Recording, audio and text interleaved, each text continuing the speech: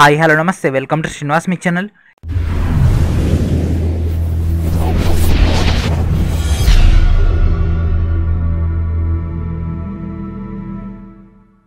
ఈరోజు ఈవినింగ్ మనకు RTI online నుంచి ఆర్ఆర్సీ గ్రూప్ డి సంబంధించినటువంటి స్టేటస్ అండ్ అదేవిధంగా మోడిఫికేషన్ లింక్ సంబంధించినటువంటి రిప్లై అయితే రావడం జరిగింది. ఆ యొక్క అఫీషియల్ రిప్లైని చెక్ చేద్దాం. Let's get in our video. So ఇప్పుడు మీకు డిస్ప్లే పైన కనిపిస్తుంది ఫ్రెండ్స్, ఆర్టీఐ ఆన్లైన్ నుంచి అఫీషియల్గా వచ్చినటువంటి ఫైనల్ స్టేటస్ ఆఫ్ 00601. సో మనకి ఇక్కడ ఇద్దరు క్యాండిడేట్స్ అయితే పంపించడం జరిగింది, రాజేష్ అండ్ అదేవిధంగా కొర్ను జగన్నాథం. సో వీళ్ళిద్దరు కలిపి ఒకే డేటా మీకు ఇక్కడ చూపించడం జరుగుతుంది. ఓకేనా. సో ఈ నెల 7వ తారీఖు రోజు అప్లై చేసిన దానికి మనకు కొద్దిసేపటి క్రితమే రిప్లై అయితే రావడం జరిగింది. ఓకేనా. So this is today and ఈరోజు డిస్పోజ్ కూడా అవ్వడం జరిగింది. అయితే వీళ్ళు ఎలాంటి డాక్యుమెంట్ అయితే ప్రొవైడ్ చేయలేదు. సో వీళ్ళు అడిగినటువంటి క్వశ్చన్స్ ఒకసారి చూద్దాం అండ్ అదేవిధంగా రిప్లై అయినా చూద్దాం. దీన్ని బట్టి నెక్స్ట్ స్టెప్ అనేది ఏ విధంగా తీసుకుందామో దాని యొక్క డేటా కూడా చెక్ చేద్దాం. అండ్ అదేవిధంగా చాలామంది కూడా ఆర్టీఐ అప్లై చేశారు కదా, ఆర్టీఐ యొక్క రిప్లై అనేది ఎక్కడ దొరుకుతుంది, ఏ విధంగా దొరుకుతుంది, సో ఎట్లా చెక్ చేసుకోవాలి, ఒకవేళ కొత్త క్యాండిడేట్ కనుక ఉంటే ఏ విధంగా అప్లై చేయాలో ఆ యొక్క డేటా కూడా చెక్ చేద్దాం. ఓకేనా.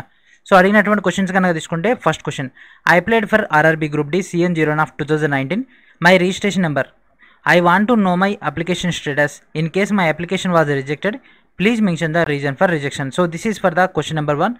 Question number 2 కనుక తీసుకుంటే, as I know there is no modification link is provided by the RRB board to edit the group D application. Can I expect it soon?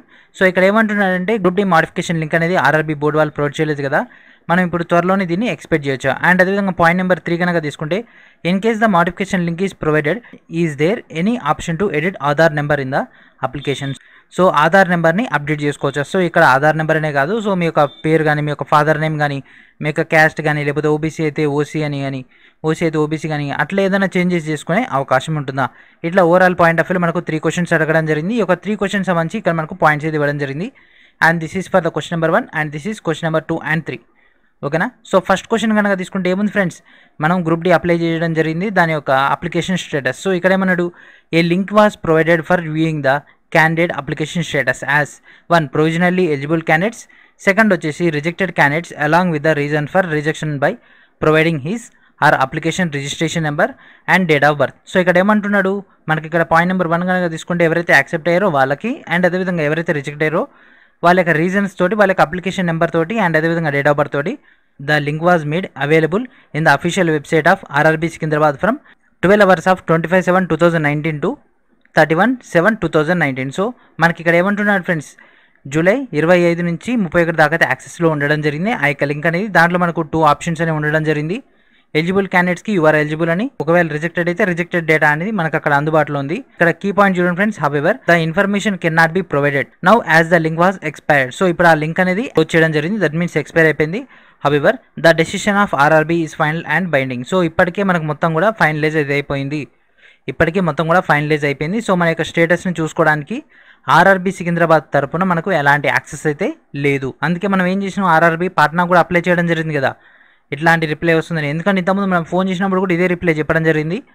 మనకు కనీసం అట్లీస్ట్ వాళ్ళకి ఏమైనా కొత్త గైడ్లైన్స్ వస్తే దాని ప్రకారం ఏమైనా అప్డేట్ వచ్చిందని అనుకుంటే, ఈ రోజు మనకు ఉన్నటువంటి అప్డేట్ ప్రకారం అయితే ఆల్రెడీ గ్రూప్ డి యొక్క అప్లికేషన్ స్టేటస్ ఏదైతే ఉందో ఆ యొక్క ఇష్యూ మొత్తం కూడా కంప్లీట్ అయిపోయింది అండ్ ఇట్ ఈస్ బైండెడ్, అంటే ఫైనలైజ్ అయిపోయింది. అండ్ అదేవిధంగా point number 2 and 3, so modification link. So ఈ యొక్క డేటాలోకి వెళ్ళిపోయే ముందు 2018లో 02/2018 వచ్చింది కదా నోటిఫికేషన్ గ్రూప్ డిది, దాని యొక్క మోడిఫికేషన్ చెక్ చేద్దాం. తర్వాత ఇక్కడ ఇచ్చినటువంటి పాయింట్స్ అని చెక్ చేద్దాం. ఓకేనా. So RRB Bhopal friends official website ఇది. ఓకేనా. ఈ యొక్క పేజీని కింద స్క్రోల్ డౌన్ చేసిన తర్వాత ఇక్కడ లాస్ట్లో కనిపిస్తుంది కదా, click here to view all details అని. అయితే CN02/2018 లెవెల్ 1 పోస్టులకు సంబంధించి మోడిఫికేషన్ లింక్ అనేది అప్పుడే మనకు ప్రొవైడ్ చేయడం జరిగింది. ఓకేనా. సో ఈ యొక్క పేజ్ మనకు డైరెక్ట్ ఆర్ఆర్బీ భోపాల్లో మీరు ఓపెన్ చేసుకోవచ్చు. అదర్ బోర్డ్స్లలో చాలా మటుకు కూడా ఈ యొక్క పేజీని మొత్తం తీసేయడం జరిగింది. అయితే మనకి ఎప్పుడు యాక్సెస్ ఇవ్వడం జరిగింది, 28/7/2018లో మనకు యాక్సెస్ అయితే ఇవ్వడం జరిగింది. అప్పుడు మనకి ఇక్కడ కింద కనిపిస్తుంది కదా, click here to login and upload proper photograph. Last time కూడా ఇట్లనే రిజెక్ట్ అయితే అయిపోవడం జరిగింది. మోడిఫికేషన్ లింక్ అనేది యాక్టివేట్ చేయడం జరిగింది for the photograph point of వ్యూలో. And at the same time signatures ఎవరికైతే ఎర్రర్ ఉందో వాళ్ళు కూడా అప్డేట్ అయితే చేసుకోవడం జరిగింది. సో ఈ లింక్ అనేది 2018లో అదే రైల్వే ప్రొవైడ్ చేసినప్పుడు ఇప్పుడు ఎందుకు ప్రొవైడ్ చేయకూడదు అనేటటువంటి పాయింట్ ఆఫ్ వ్యూలో మనం question number 2 and question number 3 అనేది రేజ్ చేయడం జరిగింది కదా, దాని యొక్క రిప్లై అనేది ఇప్పుడు మనం చూద్దాం. ఓకేనా. So question number 2 and 3, So CPIO, okay na friends, CPIO is required to provide the information available with him or her in the form of OM, notifications, rules, regulations, orders, letters and circulars etc. So ఇక్కడ మనకు CPIO data అనేది కావాల్సి ఉంటుంది. So మన యొక్క candidate యొక్క details కావాలన్నా and at same time notifications, rules, regulations, orders, letters and అదేవిధంగా సర్క్యులర్స్ పాయింట్ ఆఫ్ వ్యూలో అయితే ఇక్కడ ఏమంటుండు, queries, clarifications, interpretations of information is outside the pure view of the side RTA Act 2005. So RTA Act 2005 ప్రకారంగా మనకు పైన mention చేసినటువంటి points మాత్రమే అడగాల్సి ఉంటుంది. అది కాకుండా మోడిఫికేషన్ లింక్ అనేది మనకు RTA చట్టం కిందికి రాదు కాబట్టి the CPIO is not suppose to create information are to interrupt information. So interrupt అవ్వడానికి కానీ అండ్ అదేవిధంగా దాన్ని క్రియేట్ చేయడానికి కానీ CPIO అనేది మనకు సపోజ్ అయితే చేయదు. You are not seeking any specific information like marks, cut off marks, but you are seeking clarifications on selection process which does not fall under the amend of RTA Act 2005. So ఇక్కడ క్లియర్గా చెప్తుంది ఏంటంటే RTA Act 2005 ప్రకారంగా ఇక్కడ ఉన్నటువంటి points అంటే మన యొక్క మోడిఫికేషన్ లింక్ అనేది RTA Act కిందకి రాదు కాబట్టి మీరు మార్కులు కానీ, కట్ ఆఫ్ మార్కులు కానీ, లేకపోతే ఈ యొక్క ఆర్డర్స్ కానీ వాటి గురించి కాకుండా మీరు వేరే పాయింట్స్ అడుగుతున్నారు కాబట్టి అది మా యొక్క పరిధిలోకి రాదు కాబట్టి మేము దానికి ఇన్ఫర్మేషన్ అయితే ఇవ్వలేము. Only the information available with the public authority could be made accessible under this act. Only మనకు పబ్లిక్ అథారిటీ ఏదైతే డేటా ఉంటుందో అది మాత్రం మీరు ఇక్కడ నుంచి యాక్సెస్ చేసుకోగలరు. అయితే ఇక్కడ మనకి అడిషనల్గా ఒక సలహా అయితే ఇవ్వడం జరిగింది. You are advised to contact the help line number available with the official website of RRB Secunderabad on any working day during the working hours as mention in the website. So మనకి ఇక్కడ RRB సికింద్రాబాద్ యొక్క details అయితే ఇవ్వడం జరిగింది. Already contact రేట్స్లో ఉండేది. So కూలంకషంగా మనకి ఇక్కడ తెలిసినటువంటి ఇన్ఫర్మేషన్ ఏంటిదంటే పాయింట్ నెంబర్ 1 కనుక తీసుకుంటే అప్లికేషన్ స్టేటస్ యాక్సెప్ట్ అయిందా లేదా అన్నది సికింద్రాబాద్ తరపు నుంచి అయితే ఎలాంటి అప్డేట్ అయితే ఉండదు. ఆల్రెడీ మనకు టైం ఇచ్చారు కదా, జూలై 25 నుంచి 31 దాకా. ఆ టైంలో ఉన్నటువంటి లింక్ మాత్రమే ఆ యొక్క టైంలో మాత్రం చెక్ చేసుకోవడానికి అవకాశం ఉంది, కానీ ఇప్పుడు చెక్ చేసుకోవడానికి అవకాశము లేదు. అదేవిధంగా రిజెక్ట్ అయిన క్యాండిడేట్కి ఇంటిమేషన్ ఇచ్చిందా అయ్యేలా అనేది కూడా క్లారిటీ లేదు. మళ్ళీ పాత వాళ్ళు ఎవరైతే రిజెక్ట్ అయ్యారో వాళ్ళకి యాక్సెస్ అయ్యే అవకాశం ఉంటుందా అంటే అది కూడా లేదు, ఎందుకంటే ఫైనలైజ్ అయిపోయింది అండ్ అదేవిధంగా బైండింగ్ అయిపోయింది. And point number 2, 3 modification link అనేది రైల్వే పాయింట్ ఆఫ్ వ్యూలో చూసుకోవాల్సింది. RTA Act కిందకి రాదు కాబట్టి మేము దీనికి ఎలాంటి సహకారం అయితే చేయలేము అనేది వీళ్ళైతే క్లియర్గా చెప్పడం జరిగింది. ఓకేనా. సో ఈ విధంగా మనకైతే ఈ ఒక 2 పాయింట్స్ ఇవ్వడం జరిగింది. సో లాస్ట్ టైం మనకు 2018లో వచ్చినటువంటి నోటిఫికేషన్లు ఏమో డైరెక్ట్ రైల్వే వాళ్ళు మనకు మోడిఫికేషన్ లింక్ అనేది ఇవ్వడం జరిగింది. So that is a proof. ఇక్కడ మనకు క్లియర్గా కనిపిస్తుంది డైరెక్ట్గా, నేను మీ ముందరనే ఓపెన్ చేసిన కదా. సో ఇది 2019 దానికి ఇవ్వడానికి ఏం ప్రాబ్లం, అంతే కదా. 2018లో వచ్చినటువంటి నోటిఫికేషన్కి లాస్ట్ టైం సేమ్ ఇంటినే ఫోటో సిగ్నేచర్ రిజెక్ట్ అయిన వాళ్ళకి ఎమ్మటే యాక్సెస్ ఇచ్చేసారు. ఈసారి ఏమో మనకు అసలు ఎలాంటి డీటెయిల్స్ ఇవ్వట్లేదు. మనకి ఈసారి మోడిఫికేషన్ కాదు, రీగ్రీవెన్స్ ఇవ్వడం జరిగింది. సో సేమ్ అదే ఫోటో మళ్ళీ యాక్సెస్ చేయండి అని అడగడం జరిగింది తప్ప కొద్దిమందికి ఏంటిది అంటే వాళ్ళు ప్రాపర్ మెథడాలజీతో ఫోటోను అప్లోడ్ చేయలేకపోవడం వల్ల చాలామంది రిజెక్ట్ అయింది కదా. సో మళ్ళీ రీయాక్సెస్ ఇవ్వడానికి మనమైతే ట్రై చేస్తున్నాం. సో మనకు RRB సికింద్రాబాద్ నుంచి అయితే వచ్చినటువంటి అప్డేట్ ఇది. సో ఇంకా మన యొక్క ఆశలు అయితే ఇంకా చనిపోలేదు. మనకి ఇంకా RRB పార్ట్నర్ నుంచి కూడా రిప్లై అయితే రావాల్సి ఉంది. సో ఈరోజు మనకు వచ్చినటువంటి RTA అప్లికేషన్ ఇది. అండ్ అదేవిధంగా నెక్స్ట్ మనకు పార్ట్నర్ నుంచి కూడా అప్డేట్ వస్తుంది. సో పార్ట్నర్ నుంచి వచ్చినటువంటి అప్డేట్ని బట్టి నెక్స్ట్ మనం మూవ్ అవుదాం. సో లైక్ మనం మూవ్ అవ్వాల్సినటువంటి నెక్స్ట్ స్టెప్స్ కనుక తీసుకుంటే, సో ఇప్పుడు ఏమంటున్నారంటే మోడిఫికేషన్ లింక్ అనేది RTA ద్వారా మనం తెలుసుకోలేం, డైరెక్ట్ రైల్వే నుంచి మనం ఫైండ్ అవుట్ చేయాలి. సో ఆల్రెడీ హైకోర్టులో కేసు నడుస్తుంది కాబట్టి అక్కడ మనం దీని అడిషనల్ ఇంకో పాయింట్ని యాడ్ చేసుకొని రేజ్ చేసుకోవచ్చు. అండ్ నెక్స్ట్ సెకండ్ వచ్చేసి మన యొక్క అమౌంట్, ఓకేనా.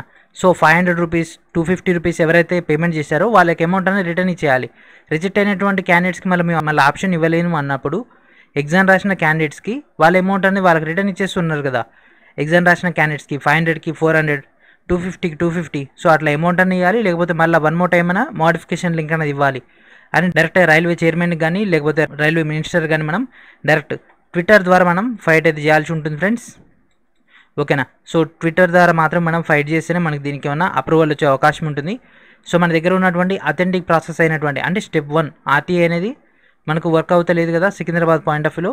సో పార్ట్నర్ నుంచి కూడా సేమ్ రిప్లై రావచ్చు, మోస్ట్లీ సేమ్ రిప్లై వస్తే మాత్రం మనకు మిగిలినటువంటి ఏకైక అవకాశం ట్విట్టరే. డైరెక్ట్ మనం రైల్వే చైర్మన్కి రైల్వే మినిస్టర్కి మనకు మోడిఫికేషన్ లింక్ కావాలని అడుగుదాం. 2018లో ఇప్పుడు మీకు కనిపిస్తున్నటువంటి ఈ పేజ్ని మనం ప్రూఫ్గా పెట్టేసి నాకు ఒక ఆప్షన్ రావాలి, మళ్ళీ మేము మోడిఫికేషన్ చేసుకుంటామని. సో మోడిఫికేషన్ లింక్ ఇస్తే నెంబర్ 1 ఏమవుతుందంటే ఎవరైతే మీ యొక్క స్టేటస్ చెక్ చేసుకోలేదో వాళ్ళందరూ కూడా మీ యొక్క స్టేటస్ చెక్ చేసుకోవచ్చు. ఒకవేళ మీ యొక్క స్టేటస్ యాక్సెప్ట్ అయితేనేమో మీకు అక్కడ ఎంట్రీ ఉండదు.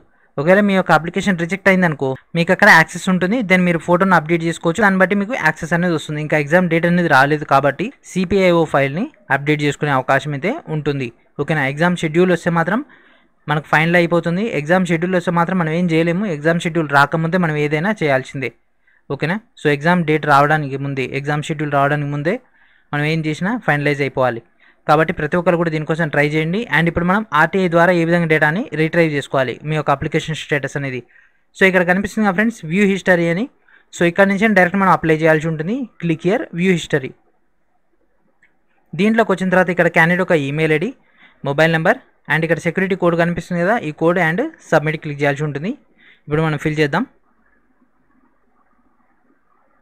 సో ఆర్టీఐ రిప్లై ఓపెన్ చేయగానే మనకి ఈ విధంగా వస్తుంది. ఇక్కడ క్యాండిడేట్ ఒక నేమ్ అండ్ అదేవిధంగా ఇక్కడ క్యాండిడేట్ ఒక ఈమెయిల్ ఐడి అండ్ అదేవిధంగా మన యొక్క ఆర్టీఐ ఎన్ని ఆర్టీఐలు అప్లై చేసినామో, ఇక్కడ ఎన్ని ఆర్టీఐలు అప్లై చేసినాం, దాని యొక్క డిస్పోజ్డ్ అంటే దాని యొక్క ఆన్సర్, పెండింగ్.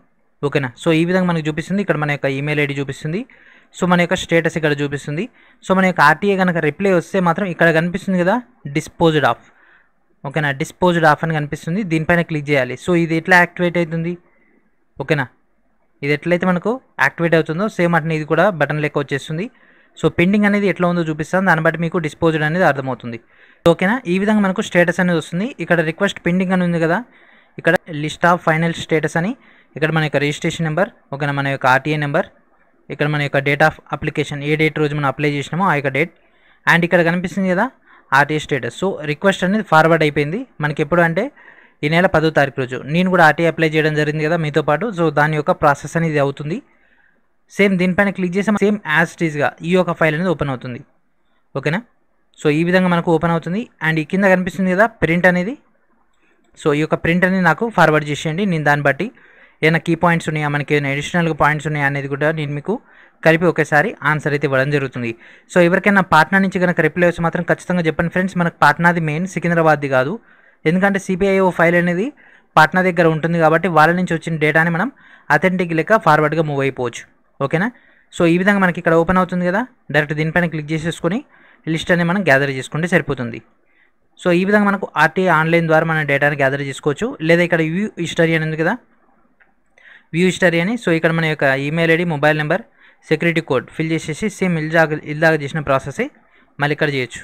సో ఈ విధంగా మన యొక్క ఆర్టీఐ యొక్క రిప్లై అయితే రావడం జరిగింది గ్రూప్ డి ఎగ్జామ్ సంబంధించి.